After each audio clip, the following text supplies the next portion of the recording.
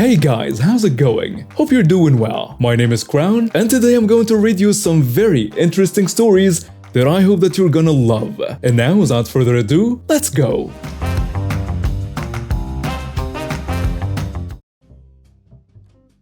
I'm a 20-year-old male that works at a very popular restaurant in a very snobby area. My main job is to assist the servers in any way I can, so they only have to worry about sweet-talking the customers. I do all the heavy lifting for them, whether it's cleaning their tables or taking their drinks and food to their tables. I'm doing it, and all they have to focus on is making the customers laugh. They get tips that range from $17 to $40 per table, while I make $8 an hour and get treated poorly. Enough backstory, cue the malicious compliance. My manager came up to me in a "I'm better than you" mood and told me to deep clean the floors, ice makers, walls, trash cans, and racks, and to not come to the front for any reason. I'm very annoyed at this because none of those things are my job duties. We have a staff that deals with all the cleaning of the back, so it didn't make any sense to have me do it. These tasks would have taken me an hour and a half max, but I was feeling a bit cheeky and decided to really deep clean the back until it was spotless. About 30 minutes later, the same manager comes up to me and tells me that there are 4 tables that need cleaning and 2 other tables just got set and I need to bring their drinks to them. I looked at this man with a stare of a 20-year-old that has no bills to pay, and I say, "No, I am not done cleaning." He looked shocked and responded angrily, "You can finish later, they need help." And I countered with, "No, it is filthy here. We don't want a health inspector to just walk into this filth, do we?" He storms off like a toddler that didn't get their candy. 2 hours go by and I'm on my hands and knees scrubbing as if I was working for Chef Jordan Ramsay himself. The same manager comes back again with a smirk and says, "Wow, this looks like it's going to take you all day long. Maybe you should come to the front and help the servers since there is a huge Sunday rush." And I replied with, "You know, you might just be right." And I go back to cleaning. He storms off again. Fast forward to 2 minutes before my shift ends, my knees, legs and fingers are all aching from cleaning. I shuffle my way to the front where my manager has been waiting for me, and he says you finally decided to come help. Ha! And I look at him without saying anything and clocked out, and then I tell him sorry. I'm not clocked in. I walked out to my car while he was blowing my phone up, and I didn't care. I have 5 days off back to back, and he can't fire me since I did as he told me to. The moral of the story is don't think you are better than someone that has nothing to lose. For all the people that have been commenting that he can fire you, yeah, you are right, he could, but he won't do that because I'm the only person that is working this position. And no one has applied to come work at the place for $8 an hour. There are more details to the story than what I told. So instead of trying to be smart, just ask why do you say that instead of assuming I'm just some entitled kid who thinks they run the world. Well, thank you for listening. My name is Michael, and I am a disabled man who relies on my service dog Max for assistance. Max is not just a pet to me, he's my lifeline. He helps me with my daily tasks, provides emotional support, and brings a sense of independence to my life. One day, as I was taking Max for a walk in a park, I saw a woman and her child approaching. I thought nothing of it until the woman reached down and grabbed Max's leash. I was taken aback and asked her to let go, but she only tightened her grip. Before I could do anything, she yanked Max away from me and started to run. I tried to follow her, but I lost my balance and fell out of my wheelchair. I hit the ground hard and my breath became labored. I was in pain and unable to get back into my chair on my own. And that's when a stranger came to my aid. "Are you okay?" The stranger asked, helping me back into my chair. "No, my service dog Max just got taken," I replied, still trying to catch my breath. The stranger immediately took action, ran after the woman, and tackled her down, holding her until the police arrived. I was in shock, but also grateful for the stranger's help. When the police arrived, they took the woman into custody, and Max was returned to me unharmed. After the incident, I was approached by the Good Samaritan who had helped me. He introduced himself as John and asked if I needed anything else. I thanked him for his help and told him about Max and how important he was to me. John listened intently, and I could see the genuine concern in his eyes. A few days later, I received a letter in the mail from the woman who had taken Max. It was a heartfelt apology, expressing her regret for her actions. I was surprised but also pleased to see that she had taken the time to reach out to me. We arranged to meet, and I was able to hear her side of the story. She told me that she was going through a difficult time and was struggling to keep her life together. She saw Max and thought he would make a good pet for her child. She was wrong and she was sorry. I forgave her and told her about the importance of service animals in the lives of disabled individuals.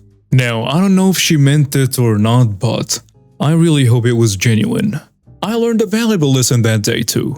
It's easy to take things for granted, but it's important to put ourselves in others' shoes and understand their perspective. Max and I still visit the park, but now we're more aware of the people around us. We've even made some new friends, including John, who still stops by to say hello. About 43 years ago, one of my great aunts, Emma, fought with her sister, and as a result, she got kicked out. Her sister gave her 3 months to find a place and move out. Emma told my mother about this, so my mom offered to help her find a place. She took her every weekend during those 3 months to see apartments, but in the end, my great aunt didn't like any of them. She found little details in each one of them and asked my mom directly if she could stay with us. My mom was hesitant since she knew how special her aunt was, but she agreed. It didn't take long for hell to break loose. Emma started acting entitled even before she moved. But a brief list of some of the things she did during the little time she was here was: she threw some of my stepdad's stuff, some cooking spices and his razors. Then, when asked about it, denied it and acted offended about the accusation. She made my uncle cry and had a panic attack. Told me I would never have a boyfriend because of my lack of femininity and rude attitude. Funny, since I already had and still have one. Tried to throw my mom's furniture out so she could bring in her own furniture. She lost her key and then accused my family of stealing it because we didn't like her moving in. My stepdad showed her that the key was where she left it. She then turned around and ran back to her room. Accused my mom of trying to hit her after she entered my mom's room. She didn't. My mom just scolded her since it was a pre-established boundary she couldn't enter our rooms. And the last straw, she cleaned the house with chlorine. My mom scolded her since it's bad for my health and she already knew that. Well, after that she told us that she was moving out since we weren't welcoming and didn't even try to accommodate her. 2 weeks after she was out, but she left her stuff behind, telling us that she didn't need that garbage, that we could do what we wanted with it. She left multiple boxes, 2 old booksellers, and 1 couch. To be honest, I would have thrown all her things the moment she got out of the house, but my mom kept them all. So once we all are in context, this is what happened next. A year later, Emma's sister's chauffeur came to my mother's house asking when he would be able to come for Emma's stuff. This took my mother by surprise, but she told him she would only talk to Emma directly. The next day, Emma messaged my mom that she and the chauffeur were coming X day at X hour to pick up her stuff. My mom got mad and told her that no one was going to be in the house that day, so Emma demanded to know when she and the chauffeur could come for her stuff. My mom told her that she couldn't tell her right now, but that she would call her once she had an answer. Now you should know that after my great aunt left, she bad-mouthed us all, accusing us of being cold-hearted monsters for kicking an elderly woman out. That all she wanted was to help us since we live like pigs, and finally that my grandma would be ashamed of my mom if she was still alive. That last part really hurt my mom since she lost her mom when she was relatively young, but also because she used to think of my great aunt as a second mom. So for these reasons, my mom didn't want Emma or the chauffeur to set foot in the house. Therefore, she picked a day and an hour, then messaged Emma. The day that Emma and the chauffeur would come, my dad, my uncle, and my stepdad woke up early and started moving Emma's things out. So when they both arrived, the door was closed and all her stuff was already on the sidewalk. My stepdad heard how Emma started screaming at the chauffeur, telling him to pick up that garbage and put it on a truck. And then they left. Now that I see it all written, I think the resume is a longer story, but I just wanted to share this last part because I still can't believe someone will take so much effort to recover things that they consider junk. But I guess I just will never understand Karens. A long time ago, I was living in a ground floor apartment with a separate entrance in a 5-floor building. One night I woke up around midnight because of a neighbor from upstairs was watching TV very loudly. I was very tired and did not want to get up, get dressed, it was winter time, go in the street to the main entrance of the building and find the right apartment to make it stop. I tried ignoring it, fell asleep and woke up again. Then I hit the ceiling with a broom several times and it stopped. The same happened a few more times. It was quiet for a few weeks, and then my neighbor started to do it again, and it was even louder. I could recognize what he was watching, the lame TV movies that are broadcasted on public TV at night. I tried the broom again, but it didn't work anymore. The worst part was that I could almost fall asleep while the characters spoke, but then a commercial or strong background music would come and wake me up. So at around 2 a.m. I went to find a right door. It was easy, the volume was so high I could listen to the whole show from the lobby. I knocked, rang the bell. No answer. Talked through the door. No answer. I waited for a while, tried again, no answer. And then I heard snoring. The guy was sleeping despite his TV being full volume, and me banging his door. I was pretty pissed off at that point. Then I had a radical idea, as I used the common garbage bins. I had the key to the service/utility room. I opened the power panel and tried switching off and on every breaker until I found the one that turned off his TV. Then I went to sleep in peace. After that night there were a couple more times when it happened again. I went straight to the breaker, each time. I guess the third time's a charm, because I never heard his TV again after that. I called my toxic manipulator's bluff and she was pissed. So backstory, cousin met a girl. We instantly hit it off. A few years later I move in with him to get out of my mother's toxic, codependent hold, along with the medical benefits of having a regional hospital in my town. I grew up a very ill child for one reason or another. Me and cousins, now wife, have been best friends for several years now to the point their daughter calls me auntie. I love that role as I can't have my own kids. A story for another time maybe. So about 7 years into living with them, not too many issues aside from the growing pains of learning to live with someone else, we move a mutual friend in to help her out while she divorces her hubby. Low income and we had the space. Obviously more tension as there is more clashing personalities, but we all get along mostly. Years of intentional exclusion and bullying from school and family has left me desperate to have anyone that would be willing to hang out with me, thus causing me to tolerate a lot more nonsense than I should. This friendship included toward the end. So I had spent about a collective year of her consistently threatening to kick me out over little stuff. Bigger things I understood completely. Constantly being berated by them and other roomies. Finally, about a year and a half ago, something inside snapped and I couldn't tolerate it or cope with the 24/7 gaslighting, bullying and silencing of my attempt at standing up for myself and genuinely feeling unwelcome/unwanted in my own residence. So the last few times of the treat to be kicked out in pettiness, I called her bluff and found a different place.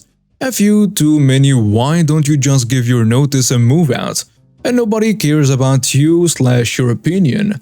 I was done.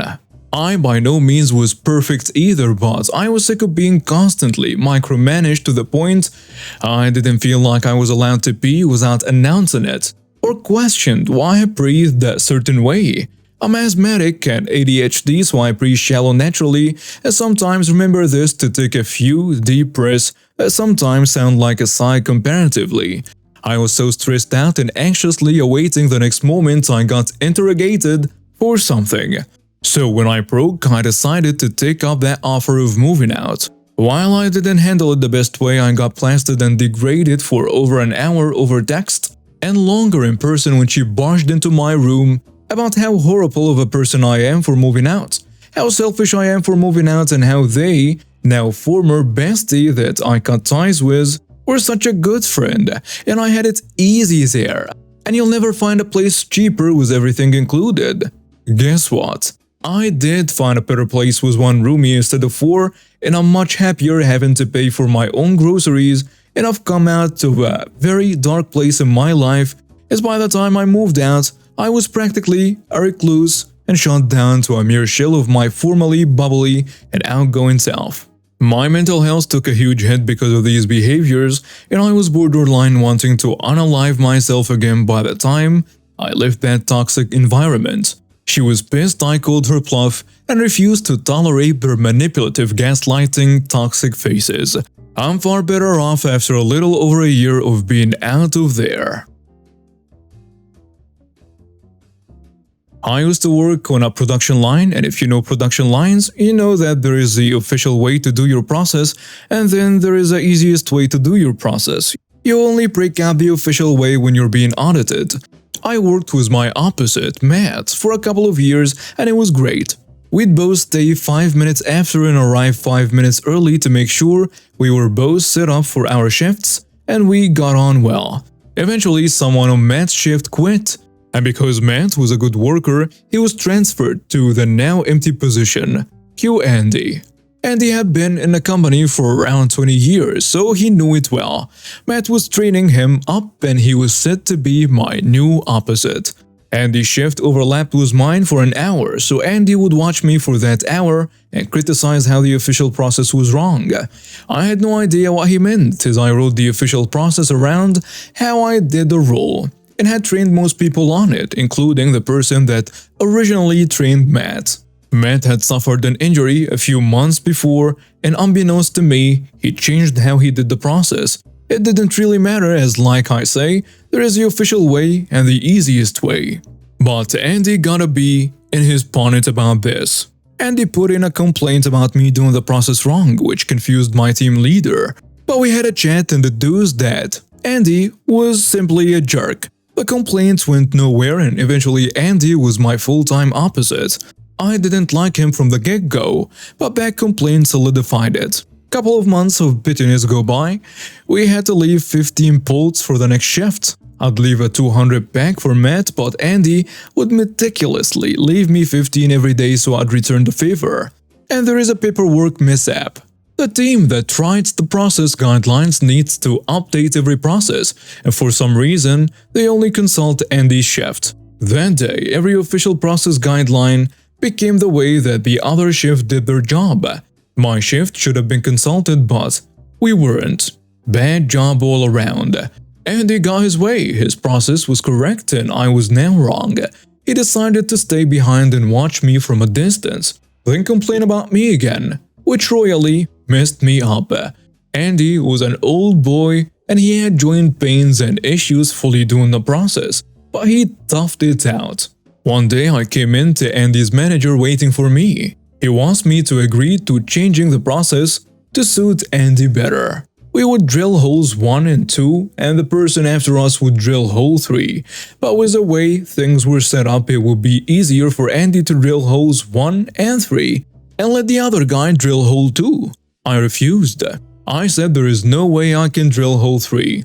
It doesn't work for me. If Andy needs accommodations, he should be moved.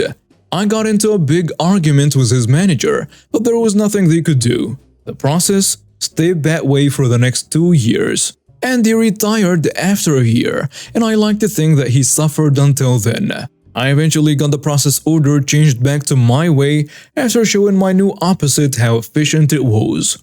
Weird that. I came to find out when I spoke to Matt one day that Andy had 0 friends in the business. No one liked him and he sat alone at lunch. Oh well.